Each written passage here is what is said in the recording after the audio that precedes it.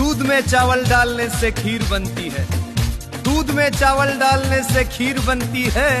मेरे झूलेलाल के दर्शन करने से तकदीर बनती है।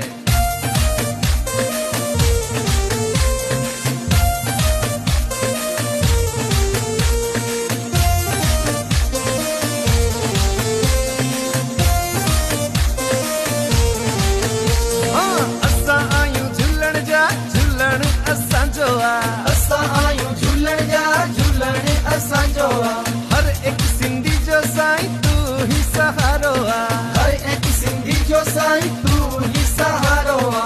असां आयूं झूलण जा झूलण असांजो आ, असां आयूं झूलण जा झूलण असांजो आ। हिंद सिंध में साईं मुंहिंजो सभिनी खां प्यारो आ, हिंद सिंध में साईं मुंहिंजो सभिनी खां प्यारो आ। जंहिंजे हथ मथां साईं जो